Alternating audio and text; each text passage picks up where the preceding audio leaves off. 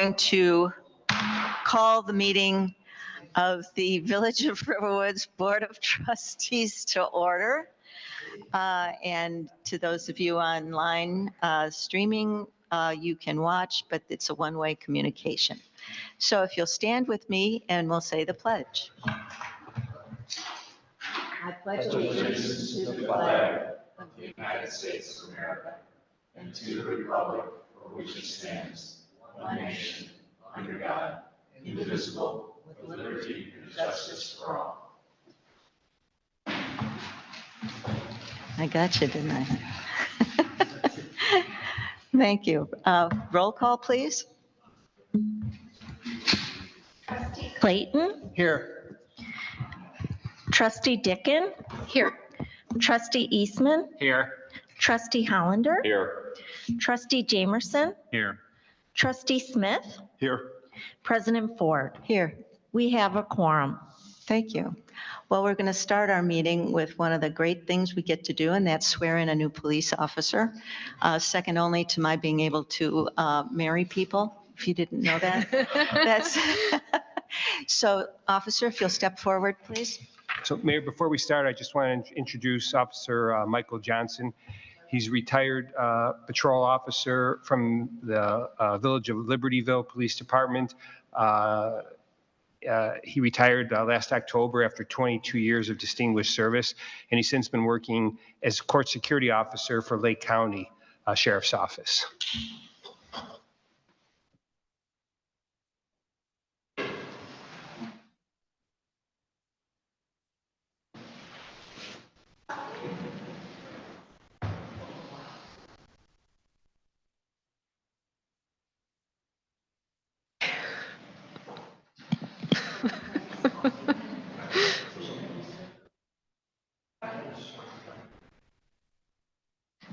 I, Michael Johnson, I, Michael Johnson, having been appointed to the office of police officer having been appointed to the office of police officer in the Village of Riverwoods in the County of Lake, in the Village of Riverwoods in the County of Lake, do solemnly swear or affirm do solemnly swear or affirm that I will support the Constitution of the United States, that I will support the Constitution of the United States, the Constitution of the State of Illinois, the Constitution of the State of Illinois, and that I will faithfully discharge the duties of said office I will faithfully discharge the duties of said office of the Village of Riverwood of the Village of Riverwoods according to the best of my ability.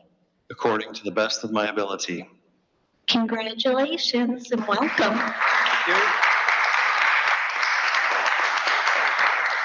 Congratulations, sir. Here, this is your star.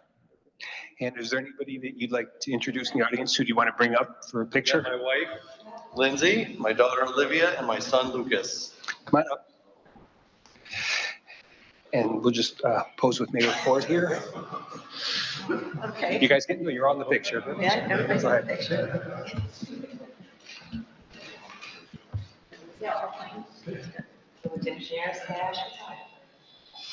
Multitasking.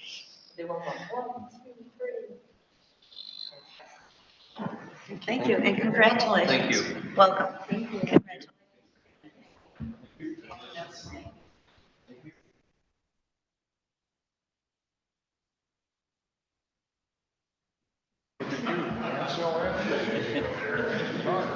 Here you go. Ready? And then I'll stay on the ground like, oh. Congratulations. Congrats.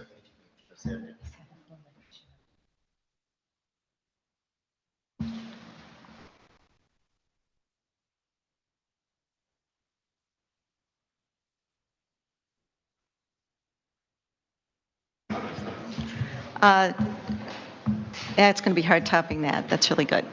Okay, next item of business, the approval of minutes of the Board of Trustees meeting of August 1st, 2023. Do I have a motion for approval, please? So moved.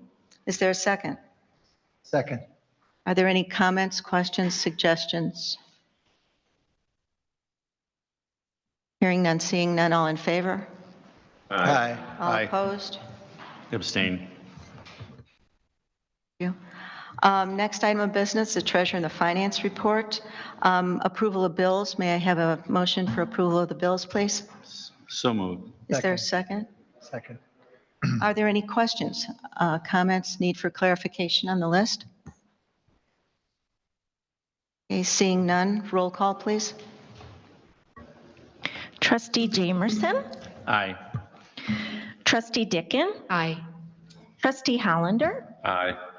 Trustee Smith, Aye. Trustee Clayton, Aye. Trustee Eastman. Aye. Motion passes. Next on our agenda is a report from our Finance Committee Chair. Trustee Clayton, would you like to? Do you all have a copy of the financial statements in front of you? Okay, if you would turn to the column that's year-to-date activity, which is the first 6 months of the year. The very first line is administrative revenue. And you can see that the revenue so far is running slightly ahead of budget. Instead of 50%, we've used 55, we've generated 55% of the full year and well ahead of last year. What's driving that is sales taxes. Sales taxes are running $68,000 a month versus the $48,000 a month that are in the budget. This is somewhat offset by the fact that we're running behind on the municipal fuel tax, the hotel tax, and interest revenues. We also are ahead on state income tax, but we think that's a matter of timing. So that's revenue. If you look now down to the expenditures categories, all the departments are running below budget expenditures except administration. Administration, even though staff salaries are running well below budget, will make up for that in the second half of the year. But so far, it's engineering and other professional services that are driving the increased expenditures. So looking at the operating net income, we have generated $342,000 of surplus so far through the first 6 months as compared to $152,000 last year. And we expect it to be for the full year in a deficit of $128,000. The reason why we're so far ahead is, again, we had budgeted some significant staff salaries, which will be catching up in the second half of the year. So that's also finally, you'll notice in the sewer fund under expenditures, we've only expended 17% of the full year budget. But Carissa tells me that that will be made up for in the second half of the year with the lining program, right? Looking at the cash balance, which is the next report, compared to last year, the general fund is up from 3.8 million to 5 million. That's largely due to the TIF 1 loan repayment. The general fund, sewer fund, capital fund are all within the fund balance policies. Water is a little bit below at 1.7 versus the $2 million. And as a reminder, looking at the MFT balance, we're saving that up for Saunders Road and snow plowing. That's what I have to present. Are there any questions? Trustee Hollander. The motor fuel tax, is that delayed because of the state sending that to us or because we haven't collected it locally? The MFT is down, and it seems like with Thornton's coming in, unless something. MFT is up, isn't it? No, he said it was down. Second line. No, I just said we're setting it aside for. Okay. But may I? Oh, yes, Trustee Jamerson, The sorry. numbers show it being up. I thought you said it was down. Okay, If I did, I misspoke. all right. Okay, Trustee Jamerson, So please. I just have a quick question. Just to make a differentiation, the motor fuel tax is different than the tax we have per gallon, correct? And so That was what I was asking. that's your question, right? Yes. The municipal fuel tax is down, and that's due to the fact that Thornton's is not where we had expected them to be.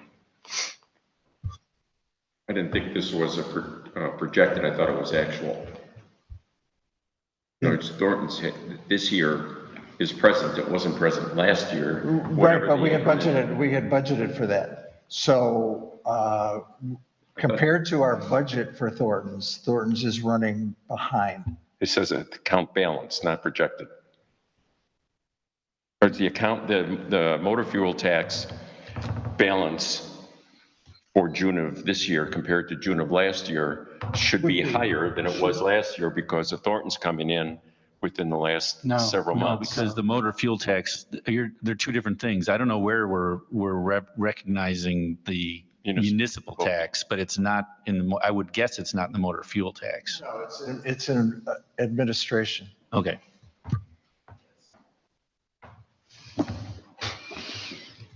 Is there any further discussion? Any other questions? Okay. Thank you very much. Next, the Director of Community Services report. Director Crayley, please. I just got two quick things. Just have two quick things. We got the plans from Baby Vegas in last Thursday, so I got them reviewed, priced off my desk. So Vivian's got a phone call into them to come and pick them up so they can start construction. So we've only been waiting over a year for that. So we'll see. And they're not doing very much work in there. I would say I would hope within about 6 weeks, they should be maybe ready to go. 2 months at the outside. So we can start collecting some money from them. And the second thing is the brunch factory. He's been talking to myself and the mayor, and I think even Bruce. He'd like to come in front of the board. He's been waiting. We said, he wanted to go ahead and put the games in the back of his restaurant. And we were going to wait for Baby Vegas to open up and see how that went. He said he could really use it now because he does a great business on the weekends, but during the week, he's barely keeping his head above water. Some assistance, that's what this would help him with. So the mayor and I have talked to him, so I think he's going to come and present his case to the board at the next board meeting. So. I know you had a question, but. When he's done. Oh, okay. Is that it, Russ? I'm sorry. I didn't mean to interrupt. No, that's okay. That's okay. I'm done. So he's going to come next meeting. So at the 5th. And if I can finish that thought, we did send him a message today saying that if he comes to the board, here are the things that we need to hear about. We need to hear about finance, customers, hours, all of those kinds of things. Expected revenue from gaming to the village. It was a pretty good laundry list. So are there questions at this point? Trustee Jamerson, did you have a? I just had a quick comment. I noticed that there's a new vintage shop in Colonial Court. Yeah. Okay. Been there a bit. Yeah. Okay.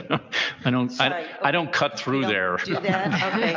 very often. On your way to the nail. I was on the way to Yeah. UPS Yeah, actually. okay. And for informational purposes, I just yesterday got another permit in the corner section of there that used to be, I think, the furniture store and everything. That's going to be a fitness center. So they're going to they're buying that. I just put together the plan and the cost for that. Yeah. Do we have, I know the shops has a very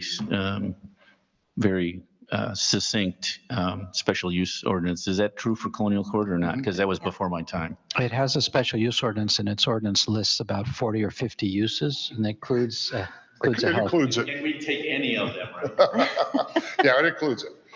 Just for your information, I mean, it probably might make a darn bit of difference, but when it comes down to the gambling machines, my village, we've got 9 businesses. We got 54 machines. Last year, we did $207,000 in money from those machines. And we've had 0 problems. We've had them now for 4 years. None whatsoever. And it's been a great help to the people that have them because a couple of these are very small businesses and it's helped them with their overheads and keep themselves going. So. How many machines did you say? 54. That's 6. You get 6 that's per about business. 5,000 machine per year. Yeah, probably. Yeah. So just for informational purposes, 'cause as I knew this was, I was going to talk about this tonight, so I talked to my financial people yesterday, and they came up with those figures, and I said, I didn't even know it was that much, because we had projected, I think, in our budget, 160, and we got way over that. That's all I got. Are there any questions for our director? Okay, moving on, consultants report. Our attorney, please. We're going to have a meeting week from Friday with representatives of Lake County Division of Transportation. In connection with the widening of Deerfield Road, there were a number of items that the village is expected to participate in some of the cost of. They mentioned some of these things to us. It's probably been a couple of years. We forgot about them. Because the financing is federal funded, then it's 80% federal government, 20% county. And then of the county, the local share is 20% of the county share, so 4%. And that applies to some elements like some enhanced pedestrian crossings on Deerfield Road at Port Wine. I think there's some sidewalk elements. Anyway, they're going to present the list to us, and we'll start a discussion, but these items would be incorporated into an intergovernmental agreement. They also need some strips of land from the village that we own along Deerfield Road.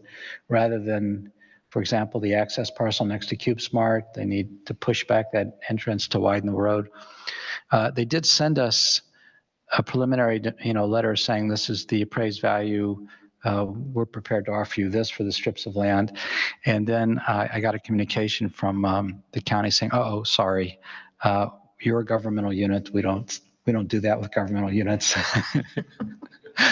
We'll be in touch with you. So we have there's probably a pretty long list of items that we're going to start getting into the weeds with them now that the project is getting closer, and we'll keep you advised.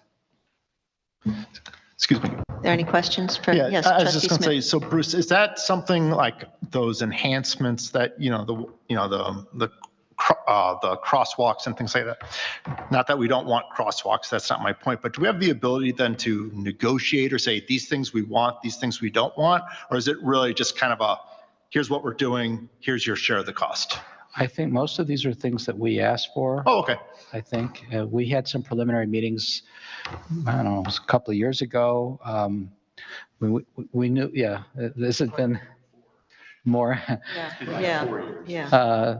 I think we were the ones that expressed some interest in having a safer way to get back and forth across Deerfield Road.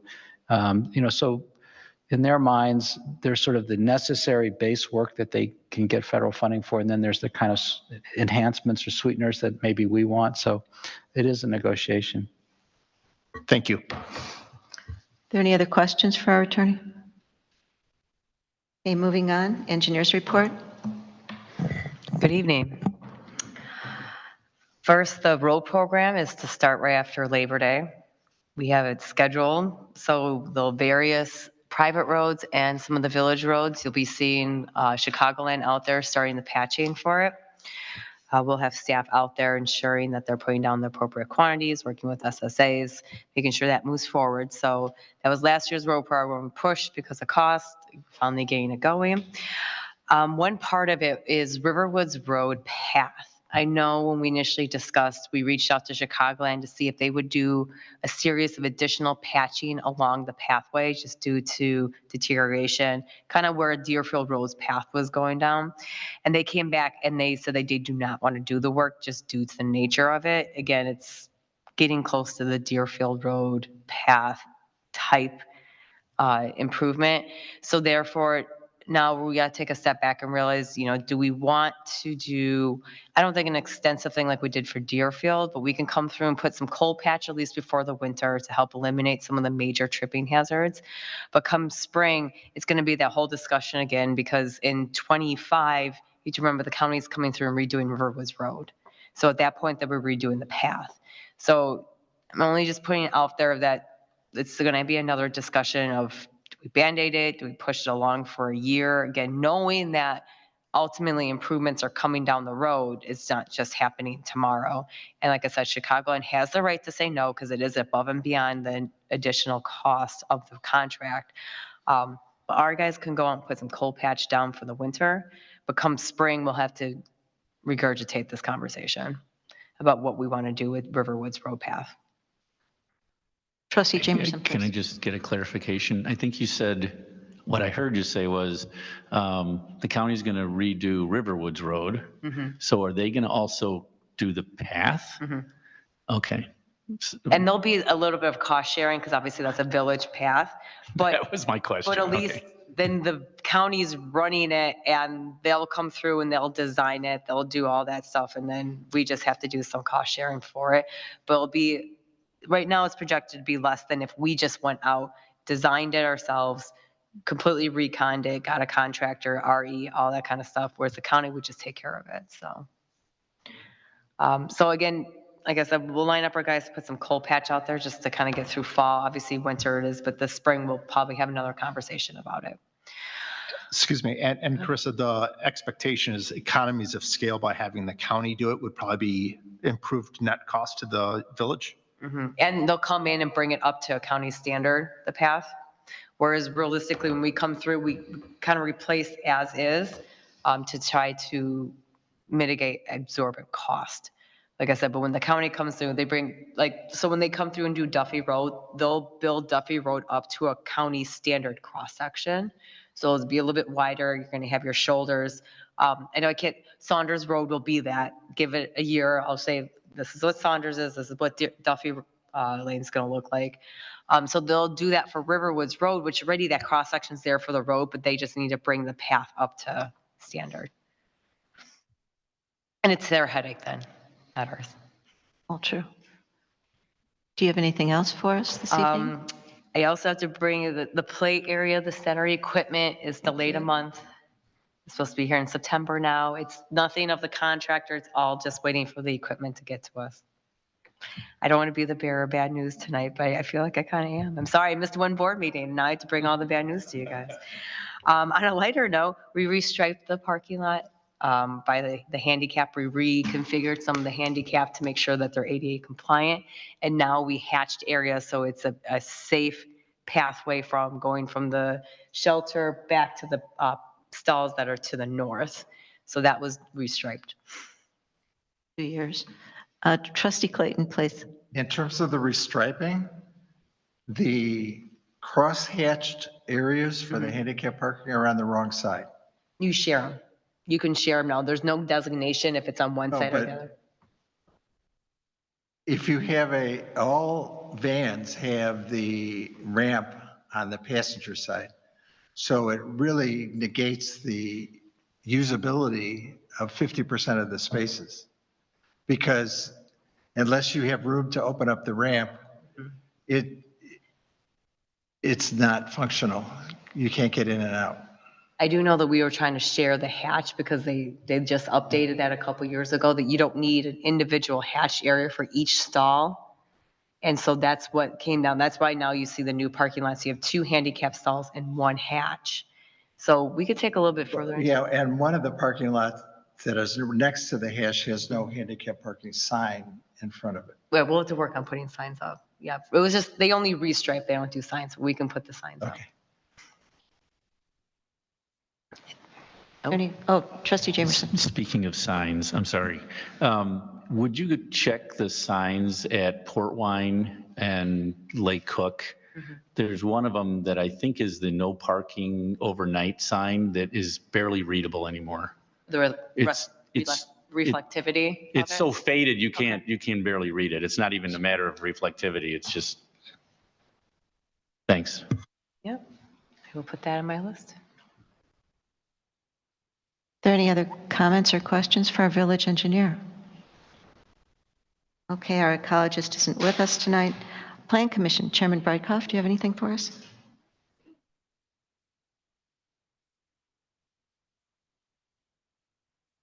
Good evening. The Plan Commission met on August the 3rd. We discussed the final plat for 1400 Saunders Road, and we voted to recommend approval of the subdivision by a vote of 4-2.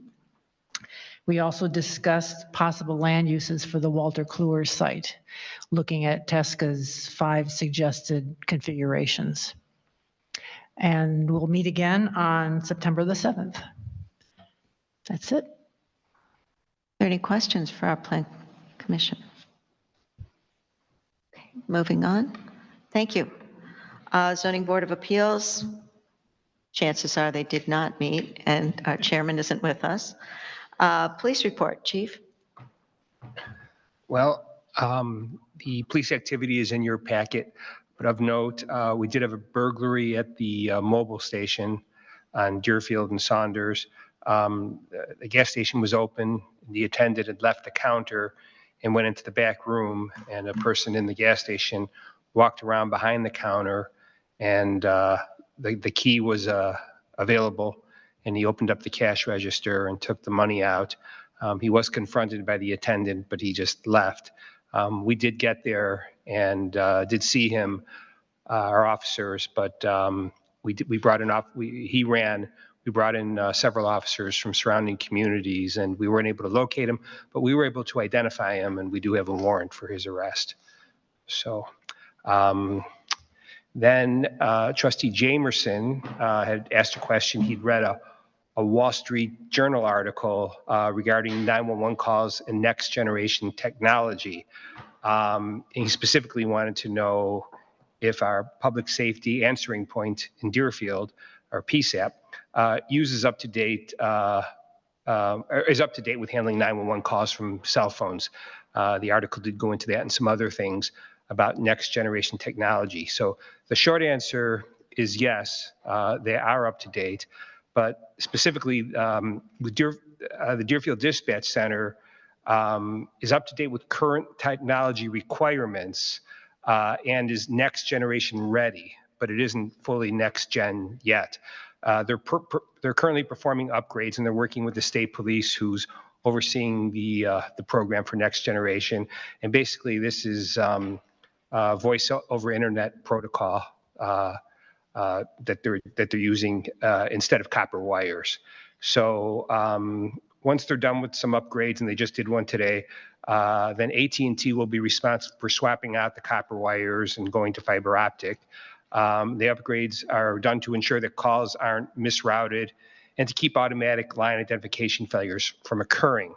So the PSAP, as I was saying before, is equipped with several of the items mentioned in the article. Specifically, they have been handling text to 911 for several years, but they're doing it through a service that gives latitude and longitude of the texter. So they're not doing it through next-gen technology, but they're doing it through a third party. And the center also uses another third party, Rapid SOS, for cellular 911 calls. And what this does is, with the old technology, a 911 call would hit a tower. It's not an exact science of where, where exactly that phone is. So it's kind of a guess by the tower about which police department to relay it to. With next gen technology, it's going to actually track the GPS on the phone and know exactly where it is, and it'll route it to the correct police department. If somebody's calling from Lake Hook and Saunders, without the right technology, it could go to one of several police departments. So what they're doing is they're using Rapid SOS, and when a cellular 911 call comes in, that phone will be plotted on a map, the phone itself. And if the caller is moving, that location will update every few seconds, allowing dispatchers to see the updated location. So they are able to tell pretty close to where a phone is calling from. If a person calls and doesn't know where they're at, we should be able to find them. And Deerfield is currently updating their whole center. They're actually doing some construction.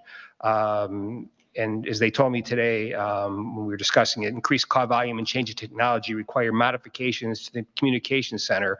The goal is to redesign the footprint of the existing space. So they're talking some major construction for optimal efficiency while updating equipment.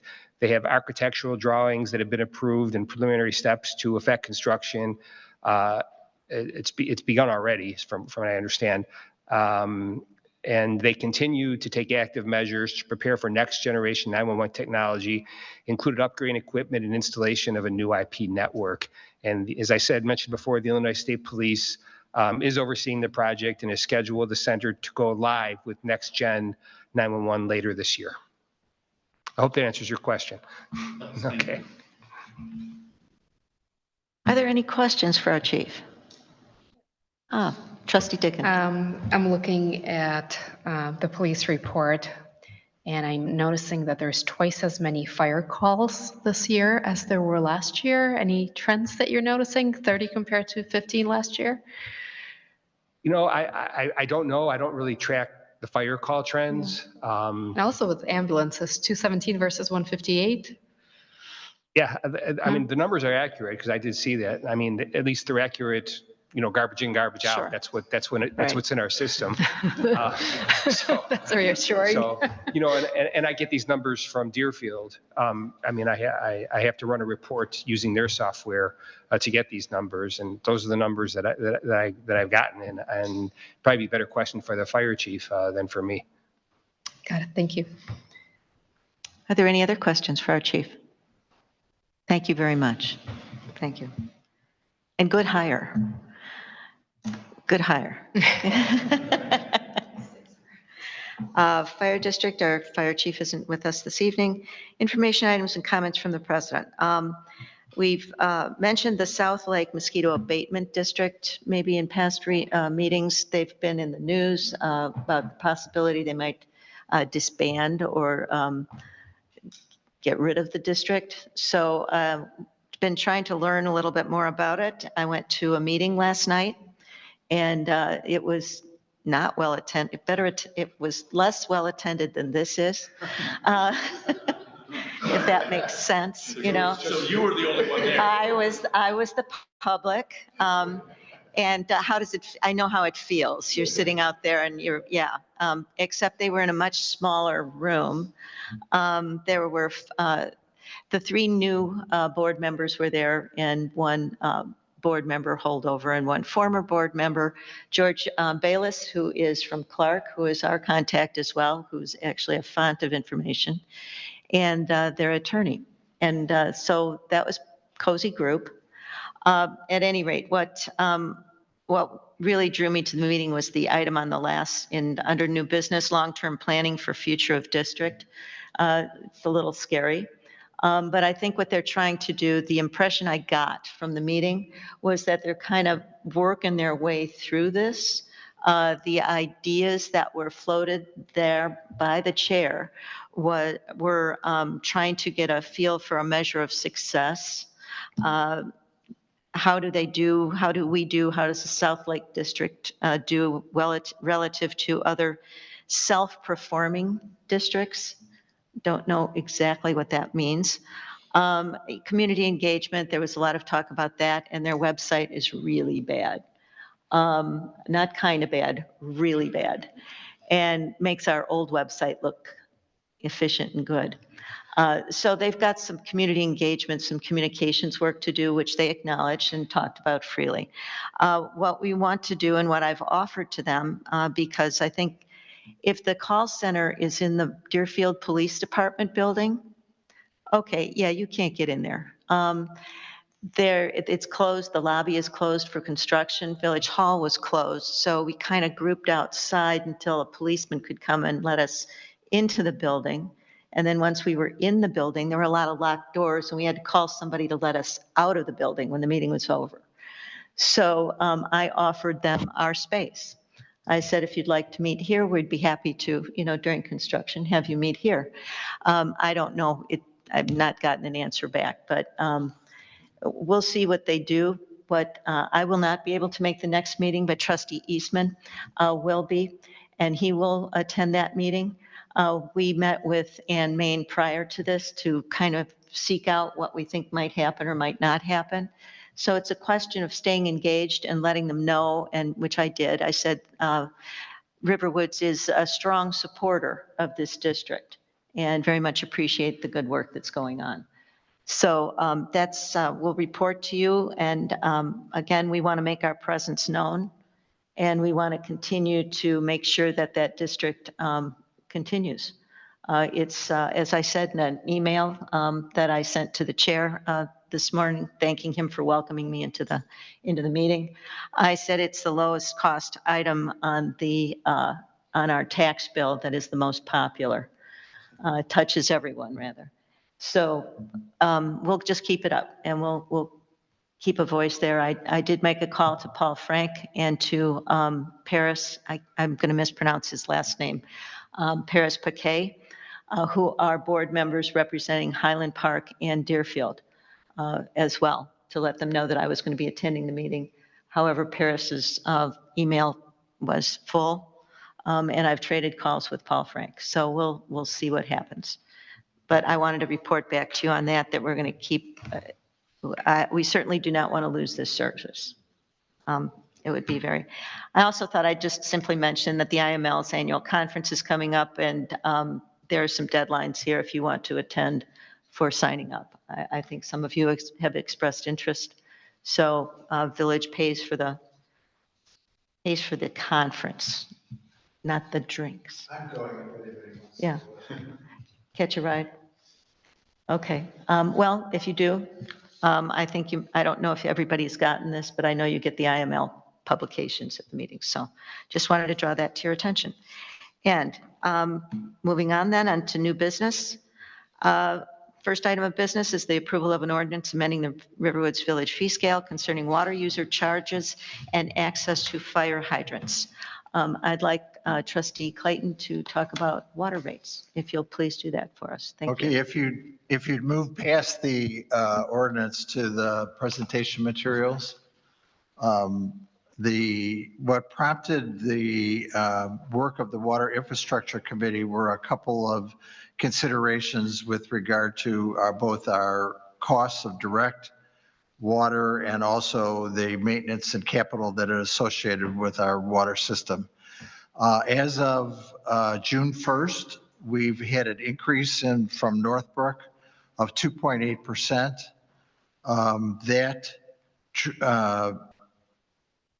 In addition to the increase from the water itself, as I think Carissa said in an earlier meeting, we know that the installation costs for water mains have more than doubled, which is a very substantial increase. And we have mains that are over 60 years old or that are mandated for replacement because of asbestos. So the costs to deal with those are going to be much, much higher than they were in the past. We also need to invest in our system to reduce our non-revenue water losses. Apparently, I think we're at about 15% water loss right now. I think we're about 12. 12, and DNR wants us to get down to 10% water loss. And of course, that's a big benefit to us because we're buying the same amount of water and we're getting more revenue for that amount of water. Do we know where we're losing the water? I mean, I know we have water main breaks and that's part of the issue, but is it leaking places that we don't know about, or is it things that aren't being metered properly? Or, I mean, I know we had issues with our metering for years and I think that's all been taken care of. So It's kind of a mixture of all, because we finally finished that meter program. So now we should be really catching that. The other thing also is that's the reason why we're doing the leak detection, and we're doing portions of the village instead of all at once. So we'll slowly, hopefully chip away at that 12% and get it below the 10. Realistically, being below the 10 is just less reporting we have to do when the LMO comes through. But that's the reason why we implemented the leak testing to help reduce that. Right, with the new meters, hopefully we'll see that cycle through. It's been about a full year now. Let's give it another full year to cycle through and try to catch those. But yeah, it's a combination of a lot of things. But yeah, really, to get below that 10%, that's really your benchmark to get below. So we're almost there. So if there's a fire, that falls into that non-revenue. Obviously, we, knock on wood, haven't had many fires that I know of recently, but that would fall in that same category, right? But It's also documented too. So they'll come back and take a look, but like you said, we haven't had one, so therefore we really can't hang a hat on that, so. Finally, the committee discussed consideration of a fire protection fee for residents with access to the main but who haven't connected. And that's for future discussion. Right now, the system has 810 residential customers. The water fund started the year with cash and investments balance of just under $2 million and now has a balance as of the June 30th of $1.7 million. So we're beginning to draw down as we're spending money for our current projects. And our current water rates are kind of middle of the pack compared to others of our approximate size in the area. So the recommendation of the committee with all this taken into account was to increase the residential water rate 10% effective October 1st, 2023, which would take us from $8.97 per thousand to $9.87 per thousand. In the ordinance that's here, we've transposed the last two numbers. It should be 987, not 978. Yes. All right, looking at the 5-year outlook for the water fund, assuming a 10% rate increase effective October 1st. These are the projections through 2027, and you can see that even with that increase, there's a steadily declining balance in the water fund until by 2027, we wind up in a deficit position. All of the inputs to this forecast, maintenance, operating, and capital estimates come from GWALT. The 2023 number, which is significantly higher than the other rehab and modernization numbers, includes the Saunders Road project. The future rehab and modernization capital, I think we pegged that at $750,000 every 2 years, but this forecast only has $700,000 in it for every 2 years. So the actual forecast is probably a little bit worse than this. We've checked this number a couple times, but it seems although there's a lot of assumptions in it and there's a large standard deviation, that a 10% increase translates to about $106 for the average household. So where we're at is we have increased direct costs of 2.8%. We've increased our resident revenue with this recommendation by 10%. What we'd like to do is then see what the actual increases are per household because of all the assumptions and so on. And also, we don't want to immediately put the issue all on the shoulders of the residents, so we can explore grants or other financing methodologies and the aforementioned fire protection fee once we have a little more experience under our belt. And we have 4 or 5 years until this becomes a drastic problem. Then we can come to the board with future and other increases as it stands. So the recommendation of the committee is a 10% rate increase effective October 1st, 2023 to go to $9.87 per thousand. Discussion, please. Trustee Smith. Yeah, so just kind of a quick question. I'm trying to do the math. So if you assume a 3% water cost increase and a 120% increase on essentially the delivery of water, how do we get to the 1.1 kind of factor to increase rates? Well, we're really, like I said, we're really not trying to put the entire burden of what it is we need to do on the residents immediately until we have a sense of what other options we have with regard to grants and so on. So what we're doing is we're more than making up for the 2.8% increase from Northbrook.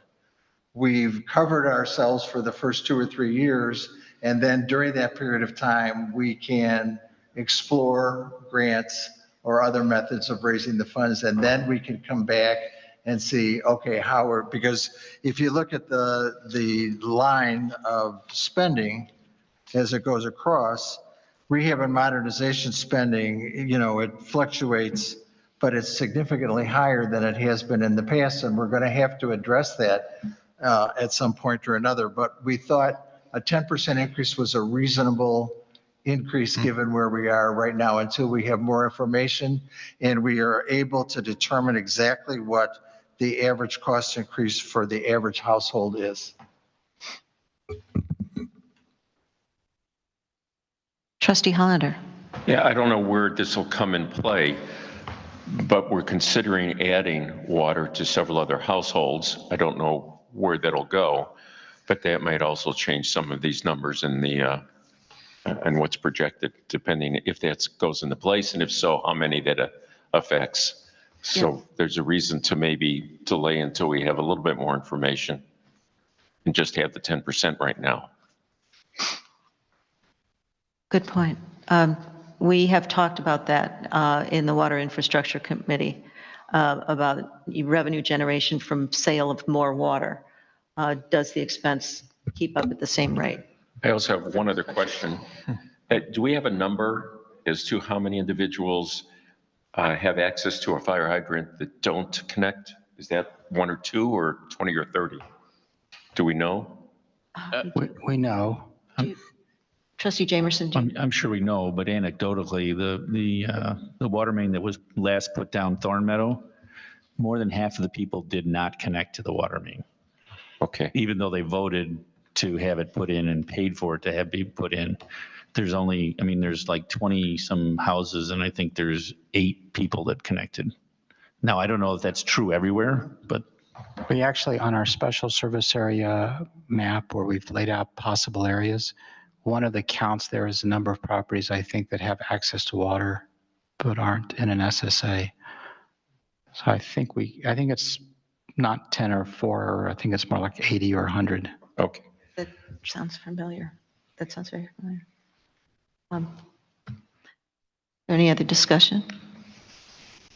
There a motion for to waive first reading? So moved. Move that.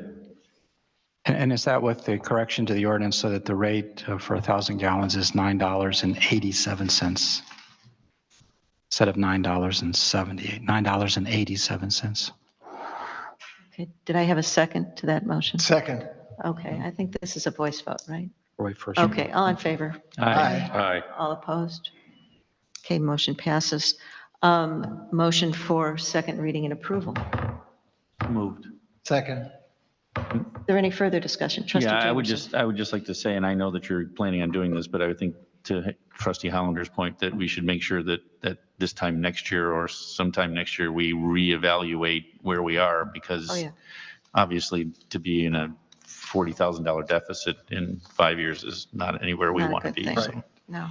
I think with, to that point, I think the continuing work of the Water Infrastructure Committee is going to force us to do that as well. But it's good fiscal practice to reevaluate. So, okay, is there any further discussion? Roll call, please. Trustee Dickin, Aye. Trustee Smith, Aye. Trustee Clayton, Trustee Eastman, Aye. Trustee Jamerson, Aye. Trustee Hollander. Aye. Motion passes. Okay, we will make sure that our utility billing people note the rate increase, and we'll be sending something out with the bills in the near future. Announcement. Okay, the next order of business is the approval of an ordinance establishing the Finance Department. Shall I? Would you like to lead us through first? Yes. We don't have an ordinance now for Finance Department? actually or is this a don't. change? No, we actually do not. We actually do not. The village, years ago did not have a budget and it did not have a finance department. So we're playing a little catch up. Since the next item is confirming the appointment of a finance director, in our discussions in the Comp and Benefits Committee, we sort of discussed the idea that we really should have this more normalized arrangement by having a finance department establishing the position, director of finance. It becomes an officer of the village. Then there are many provisions in the code that relate to officers. For example, the requirement for a bond, but also indemnification. And since a fiduciary obligation to the village acting in this capacity. So we have Director of Community Services. We did create as a position in a different section of the code. We've tried to keep this pretty simple, enumerate the duties of the finance director, clarify that there's no residency requirement, and basically just lay out the basic role of that position. Trustee Clayton? I just want to move to waive first reading. Oh, Second. all in favor? Aye. All opposed? There a motion for second reading and approval? So moved. Second. Is there any other discussion on this ordinance? Okay. I just have Oh, one quick Trustee- question. The bond that's called for is $2,500? And tell me, I mean, It's sort of symbolic because Okay, we have that- insurance. it's what I thought. I just wanted to make sure because it makes no sense to me that No, have somebody put but- up a $2,500 bond for $14 million worth of investments, but Is there any other discussion? Roll call, please. Trustee Eastman. Aye. Trustee Hollander. Aye. Trustee Clayton. Aye. Trustee Smith. Aye. Trustee Jamerson. aye. Trustee Dickon. Aye. Ordinance 230811 passes. Okay, next item on the agenda is the approval of the appointment of the finance director. And I'll ask our interim finance director to lead us through this, please. Thank you, Mr. Madam Ball. Mayor, and my great appreciation to the Compensation and Benefits Committee for being the screening entity that we used in the presentation of candidates and the final evaluations and recommendations. But we are here tonight to recommend the appointment of Mr. Anthony R. Vesquez as our next finance director. Anthony, who also goes by the name of Tony, is a resident of Mundelein. He's highly educated and highly experienced in municipal finance, and he stood out to warrant a unanimous vote by the committee to recommend his appointment. The mechanics, of course, of the appointment are that the recommendation is being made to the mayor, who will put his name into nomination for affirmation and appointment to be affirmed by the trustees this evening. Tony's going to be a great fit to this organization. He has, as I say, he's well experienced, served one Lake County and one Cook County community, and holds an accounting degree from University of Illinois Champaign and a master's degree from Northern Illinois University in public administration. So he's well prepared. He's structured, very responsible individual. We're very, very pleased to be able to recruit him and bring him in for appointment. Now, his date of hire will be September 11th. And he needs a transition period with his current employer, which we've negotiated with him. I will be phasing out my responsibilities here. The recruitments for the community services director replacing our retired director Russ has been completed. Next week will be his first day on Steve's first day in the building, and September 11th will be for Tony. So the recruitments are completed. And then I will be passing the torch as the finance director, now as the interim finance director, the permanent finance director on September 11th. I and my staff will be available for transition responsibilities for a couple of weeks, and that should go extremely smoothly. And we're very, very pleased to recommend his appointment, and Madam President, would urge you to put his name into a nomination and ask for confirmation. I do so, and I ask for a motion for approval, please. So moved. Second. Discussion. Yeah, I'd like to, Hollander. I didn't believe that we could get two good candidates, at least based on what we know so far. If you had asked me, I would have bet otherwise. So I want to, at least my appreciation for a very successful recruitment. I think that they met our expectations based on what we know. So thank you, Bill. Thank you, trustee, Yeah, I and was you're very going to be well surprised. pleased. They're actually not good candidates, they're great candidates. And the village is well deserved to have their services. Very nice, thank you. Thank you, trustee Hollander. Well said. Thank you. Are there any other comments? We forwarded the resume around, so if you did, you can ask. But our treasurer did grill him, so and we didn't scare him away.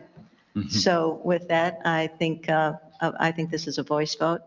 So all in favor, say aye. Aye. All opposed? Thank you very much. Thank you, Mayor. I very really much. appreciate it. And on behalf of my team here, we're wrapping up our services here, both as the interim finance director and also your recruitment manager. It's been a great experience for us. We've all enjoyed it. You've got a great village, a very thoughtful and a respectful board, and a great staff. So it's been a pleasure to serve you, and I appreciate the opportunity to do so. Thank you. Thank you. Thank you. Next item of business, approval of an ordinance adopting by reference the Lake County Watershed Development Ordinance as last amended. Will our village engineer please speak to this?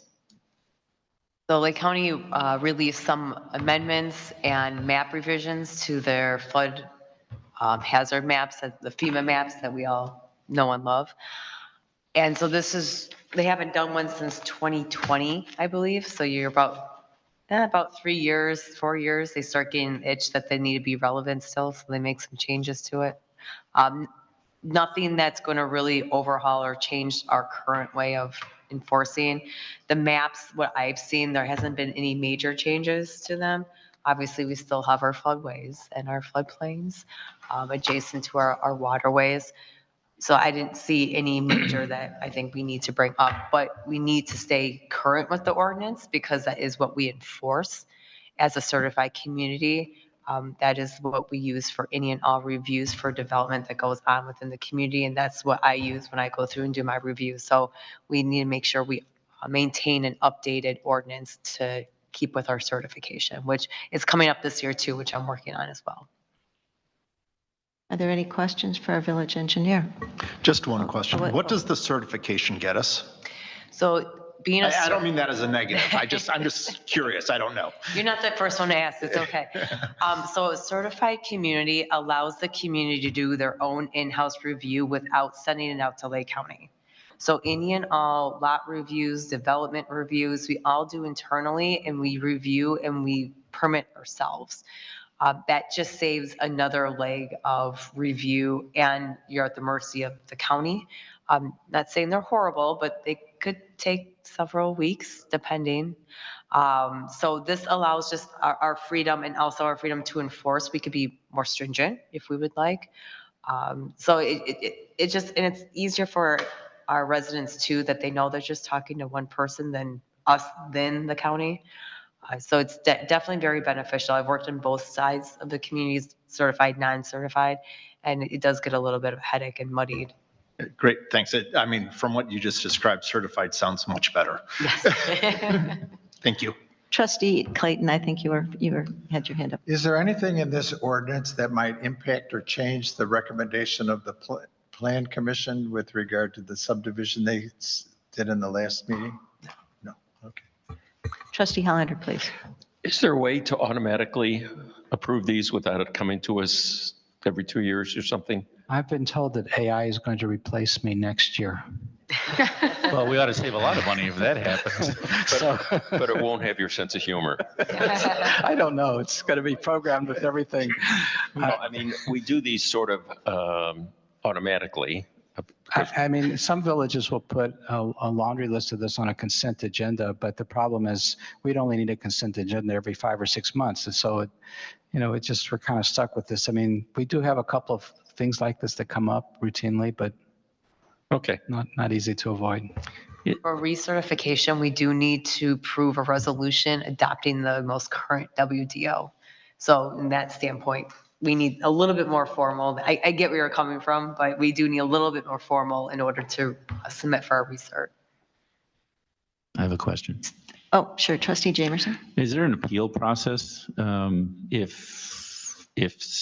If you review something on behalf of the village and the person submitting it doesn't like your comments, is there an appeal process? Can they go to Lake County and get them to overrule us? They do a review section, so they have their TAC, their board that goes through and reviews the revisions before they release them. And we actually have a couple staff members on that board. And so they actually reach out and let everyone know, hey, we're starting these revisions. Here's the public input section, which passed. But I mean, you can always bring up that you don't like, or you like to revise a section. Well, no, I mean, if for instance, the plan commission that's approved this latest thing, and if they had, let's say they had recommended not approving it, could that property owner then appeal our decision as the village to Lake County and say, can you overrule what the local authority says? Because we're the local authority then, right? Correct. Typically not. They put it on the enforcement officer. Okay, thanks. Do I have a motion to waive first reading? Yes. Is there a second? Second. All in favor? Aye. All opposed? Do I have a motion to Second reading and adoption. second reading and adoption, please? So moved. Second. I should have this written down. Are there any questions, any other discussion? Roll call, please. Trustee Hollander, Aye. Trustee Dickin, Aye. Trustee Jamerson, Aye. Trustee Smith, Aye. Trustee Clayton, Aye. Trustee Eastman. Aye. Ordinance 230812 passes. Next item of business is approval of a resolution adopting the 2022 Lake County All Natural Hazards Mitigation Plan. So this is Wants to another item that we're supposed to update every now and then. Lake County puts together a plan to help coordinate the activities of various agencies if there's a tornado or natural disaster. Chief, you probably know more about this than I do, but basically it's the same thing that's just happened in the previous matter we just adopted. They've updated the plan and they've asked for all the various agencies that are members that are in the community to adopt the updated plan. If I missed something significant? You know as much as I know. So. Yeah. I think, do we include an executive summary? Yes, there's a summary of. And we stuck the summary in the Yeah. meeting materials. Yeah. If anybody has a question on the summary. Trustee Hollander, please. Honestly, I didn't read it. But my question is, does this require us to do anything that we aren't doing now that we need to be aware of? I mean, we're going to prove something. I want to make certain at least that we are doing what we're supposed to be doing.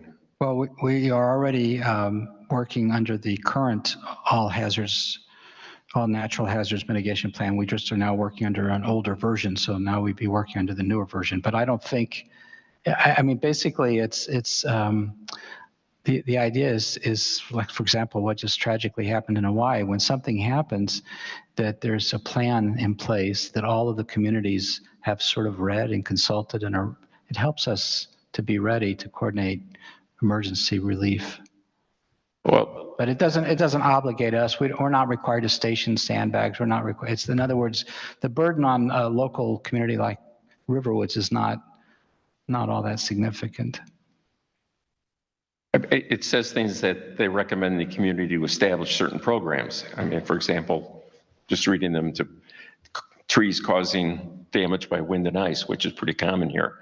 I mean, I don't know that we have any formal programs to do that. I know we default to Commonwealth Edison or something like that, but I just would like to know that if we're going to go ahead and approve something, we at least understand what we're approving. So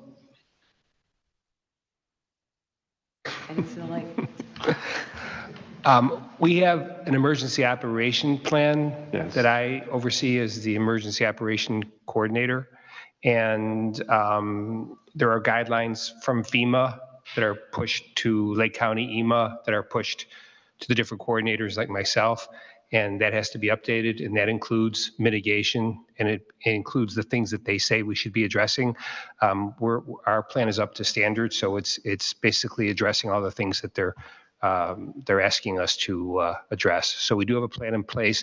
There's going to be an updated version coming out, I'm thinking any day now, because FEMA asked us to do some updates, and that was about 10 months ago, which I sent the updated plan to Lake County for review, and they've gone through a couple of different employees over the time. So the last thing I was told a couple weeks ago was that they're basically done with the review, and they're just double checking some things. So I'm still waiting to hear. So, but the plan has been sent out to all the trustees in the past, so you should all have a copy of it. If not, let me know. It's a long plan, but it's hyperlinked, and you can just look at the table of contents and just click to wherever you want to go in the plan.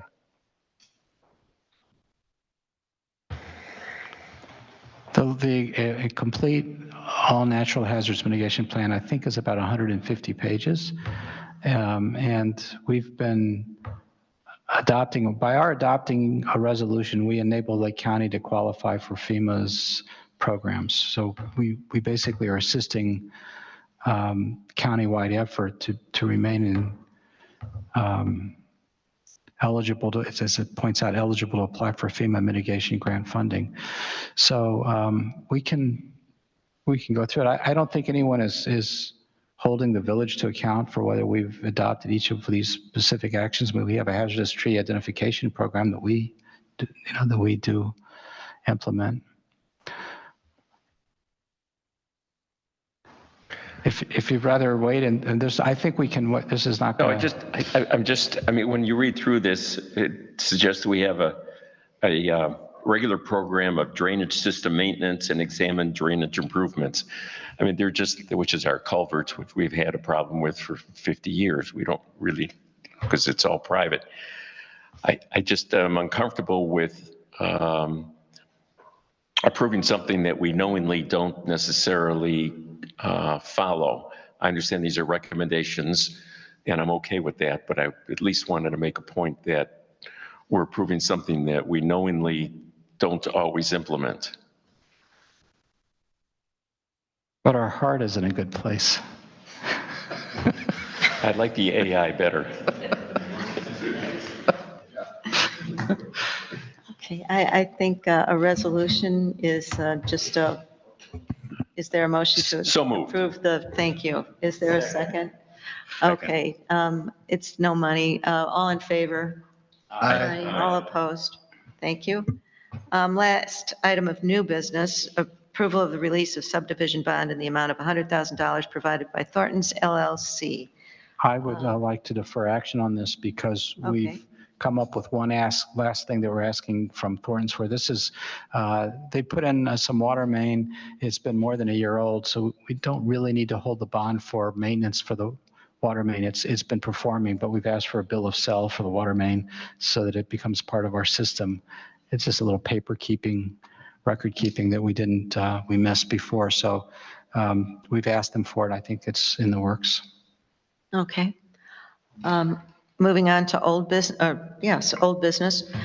Approval of a proposal from Pinestone Lawn and Snow for landscape improvement for the play area in the amount of $19,700. This was delayed from last meeting, and we did a walk in order to really look at what trees needed to be removed.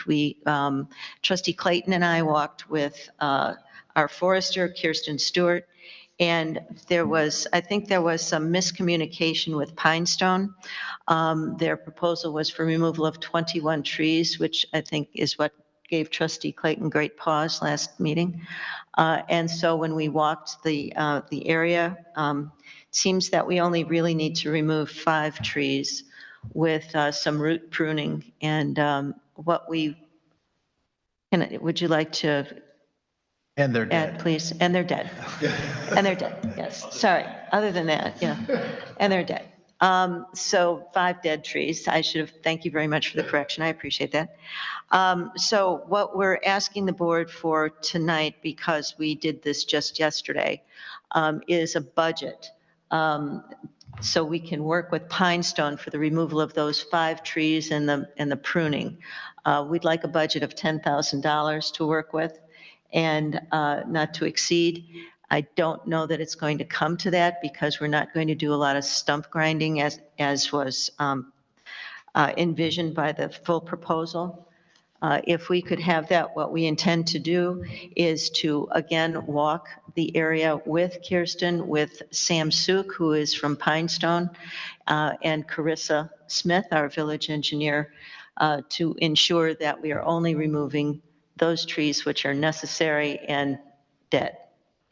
So if we could ask for approval for a budget of $10,000, not to exceed $10,000, if we can certainly do it less, that would be grand. With Pinestone, we'd appreciate that. Trustee Jamerson. Before, I'm fine with the $10,000 budget, but I have 2 comments. Sure. Did we only go out to Pinestone for pricing? No, we went to Davie and we went to Lucas, and we Okay. did not get responses from either.